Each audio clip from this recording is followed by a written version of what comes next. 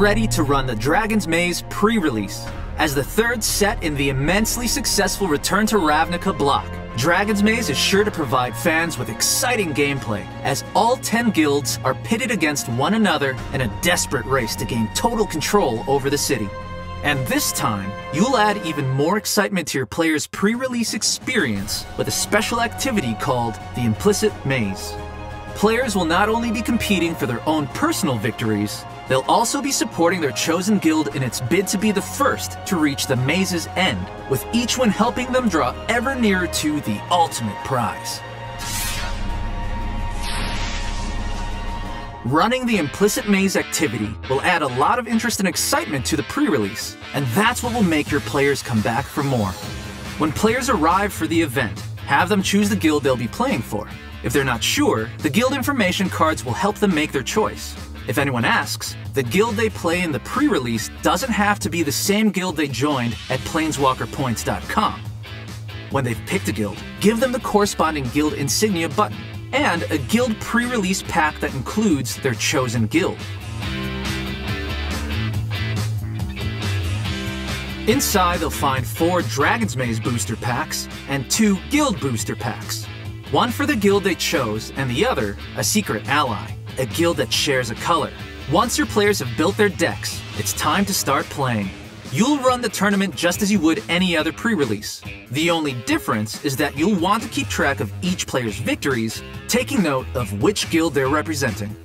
At the end of each round, when all the results are in, you'll move the guild insignia markers along the Implicit Maze poster based on the number of victories earned by the guild and the number of participants you have. The pre-release kit's instruction sheet has all the information you'll need for scoring the event, including how far to move the guild markers each round and how to break any ties at the end of the event. It should take about 4 rounds of play for at least one of your guilds to reach the maze's end. When the tournament is over, it's time to hand out the promo cards and any other prizes you choose to add to the mix. Players of the guild that was first to the finish line will earn the Champion of the Maze achievement card. The players of all the other guilds that complete the course will get the Maze Runner card.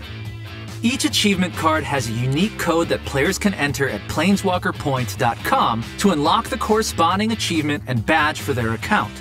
Everyone who took part in the Implicit Maze gets an alternate art foil land card, and everyone who played in the pre-release gets an alternate art premium Maze's End card.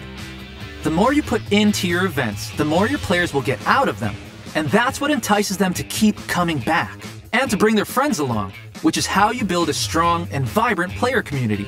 So be ready for them. Your bundled pre-release event and Implicit Maze kits will arrive about a week before the pre-release. If you've run a pre-release before, the materials you'll get in the pre-release kit should be very familiar. Please note, the pre-release promo cards are shipped separately from the pre-release packs and are not for use during the tournament.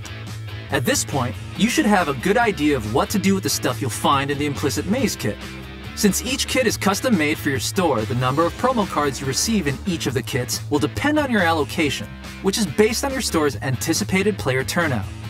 Also based on your allocation, you'll get a number of guild pre-release packs, which come in cases of 20, one for every combination of the allied guilds in Ravnica.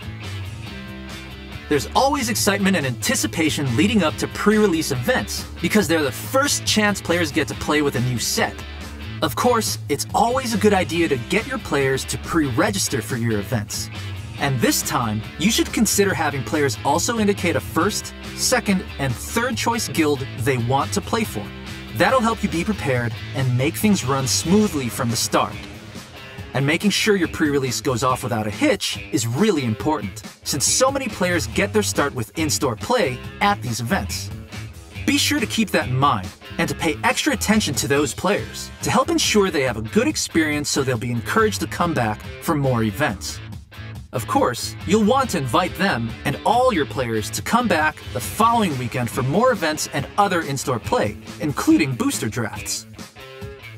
So, as you prepare to run your Dragon's Maze pre-release, really familiarize yourself with the instruction sheet and check out the WPN website for other tips and advice.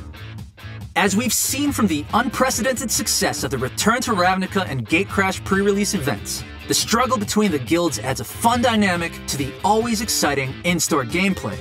And the implicit maze will take it even further, so you can look forward to having a store full of friendly competition that will help strengthen your community of players. Thanks for watching.